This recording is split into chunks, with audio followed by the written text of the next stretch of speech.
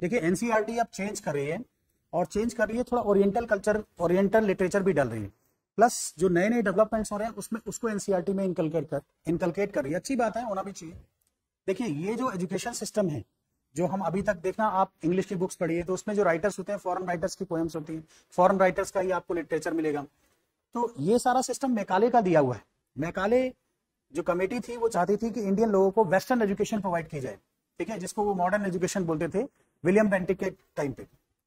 अब ये जो एजुकेशन सिस्टम है, इसको जो न्यू एजुकेशन पॉलिसी है उसके अकॉर्डिंग हम चाहते हैं कि ओरिएंटलिस्ट अप्रोच हो। ओरिएंटलिस्ट का मतलब जो हमारा अपना इंडिजिनस लिटरेचर हो वो हो, इंडिजिनस जो डेवलपमेंट है वो हम बच्चों को पढ़ाएं। तो इसलिए एनसीईआरटी धीरे धीरे चेंज कर रही है। अभी रिसेंट में क्या हुआ है, जो नेशनल एजुकेशन पॉलिसी 2020 आई थी और एक national curriculum framework for school education बना 2023 में।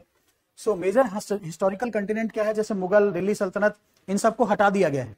अननेसेसरी मुगल और दिल्ली सल्तनत को लेकर बहुत ज्यादा चीजें पढ़नी पड़ती थी, तो उसको हटा दिया इन लोगों ने।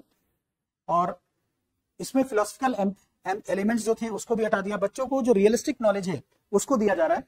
सो चेंजेस क्या किए गए हैं कंटेंट में, सो जितना भी मुगल्स और दिल्ली सल्तनत से रेफरेंसेस थे उन सबको रिमूव कर दिया गया है।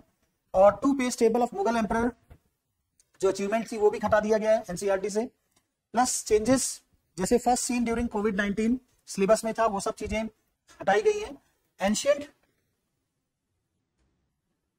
इंडियन डायनेस्टीज की बात करें तो मगध पे एम्फेसाइज किया गया है, मगध डायनेस्टी पे, जिसपे न्यू एडिशन किया गया, जैसे मगध डायनेस्टी है, मौर्यन एम्पायर था, शुंगास डायनेस्टी थी, सतवानास था, इनको बच्चों को पढ़ाया जा रहा है। और अच्छी बात है कि हमें अपना इतिहास पता होना चाहिए कि हमारा इतिहास क्या है। सो एक थीम बनाई गई है जिसको इंडियन इथोस थीम बोला जाता है, उसके अंदर ये सारे डेवलपमेंट किए जा रहे हैं और चेंजेस किए जा रहे हैं। ज्योग्राफी की बात करें तो सेक्रेड ज्योग्राफी एंड पिलग्रिमेज, जितने भी आपके 4 धाम हैं, ठीक है, और चैप्टर 1 डाला गया है जिसमें how the land become sacred, ये 12 ज्योतिर्लिंग है उनकी बात की गई है, 4 धाम यात्रा की बात की गई है, शक्तिपीठ होते हैं उनके बारे में बताया गया है, कहां कहां रिवर मिलती है, कौन सी रिवर मिलती है उनके बारे में बताया गया है इस बुक में। और जितने भी सेक्रेड फॉरेस्ट है, सेक्रेड मतलब जो पवित्र वन है, उनके बारे में बच्चों को बताया जा रहा है कि जिससे बच्चों को नॉलेज हो सके कि हमारे सेक्रेड फॉरेस्ट कौन कौन से। इसमें हिंदुइज्म को कवर किया गया है, इस्लाम को कवर किया गया है, क्रिश्चियनिटी के जो प्लेसेस हैं उनको कवर किया गया है, बुद्धिज्म के प्लेसेस को कवर किया गया है, जितने भी धर्म के सेक्रेड प्लेसेस हैं उन सबको कवर किया गया है, जिससे बच्चों को नॉलेज हो। जवाहरलाल नेहरू ने जितनी कोटेशंस दी हैं हमारे इंडिया के बारे में उसको लिखा गया है, ठीक है, जैसे डिस्कवरी ऑफ इंडिया एक बुक थी, उसमें बहुत सारी चीजें जवाहरलाल नेहरू जी ने बताई थी इंडिया के बारे में, तो उसको दिया गया है। कल्चरल एडिशन की बात करते हैं तो महाकुंभ जो है मेला प्रयागराज में जो हुआ था उसका भी एग्जाम्पल दिया गया कि कैसे लोगों को मैनेज किया पब्लिक ने, लेकिन हाँ उसमें जो डेथ हुई थी उसके बारे में नहीं बताया गया है, ठीक है। जो पॉजिटिव चीजें थी महाकुंभ की उसको इंडिकेट किया गया है।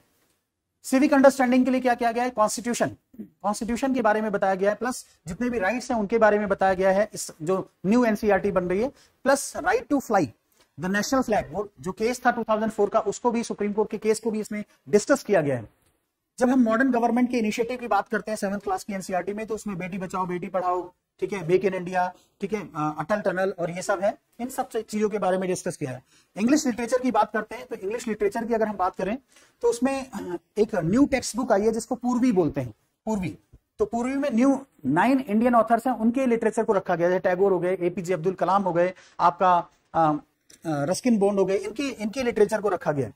हनीकॉम जो बुक थी उसमें भी इंडियन वर्क को दिया गया है। पहले क्या था, इन सब बुक्स में फॉरेन राइटर के होते थे, अब इंडियन राइटर्स के भी लिटरेचर को रखा जा रहा है। अच्छी बात है कि हमारे बच्चे हमारे लोगों के बारे में जाने।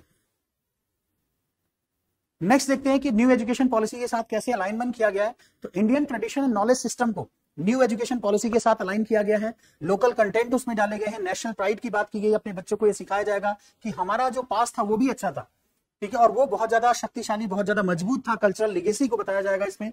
वैल्यू बेस्ड एजुकेशन को प्रमोट किया गया है जो न्यू एनसीईआरटी उसमें। सो पूरा एनसीईआरटी को ओवरहॉल कर दिया गया है, एक तरह से ये समझिए इंडिजिनाइजेशन किया गया है उसका, ठीक है।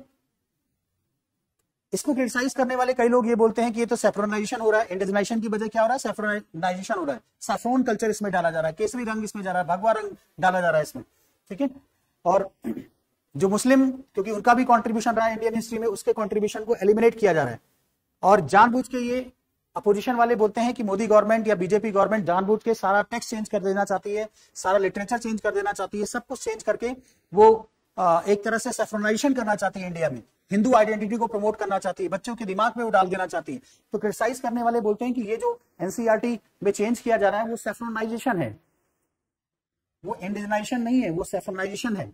कि सैफ्रॉन आइडेंटिटी को या सैफ्रॉन माइंडसेट को बुक्स के थ्रू बच्चों में डाला जा रहा है। तो लेकिन अगर देखा जाए तो ये एनसीईआरटी में जो चेंजेस हो रहे हैं एक वेलकम स्टेप है। हमारे बच्चों को हमारा इतिहास पता होना बहुत जरूरी है, हमारा कल्चर पता होना बहुत जरूरी है, हमारे ट्रेडिशंस पता होने बहुत जरूरी है, क्योंकि हम बुक्स के थ्रू ही उनके अंदर ये सब इनकलकेट कर सकते हैं। टीचर्स उनके इथोस चाहिए, वैल्यू सिस्टम चाहिए जिससे कि करप्शन को कम किया जा सके, ठीक है, एनवायरमेंटल वैल्यूज होनी चाहिए जिससे एनवायरमेंट को प्रोटेक्ट किया जा सके। तो जो न्यू एनसीईआरटी है that is based on the new education policy 2020 और न्यू जो एजुकेशन का करिकुलम आया उस पर बेस्ड है।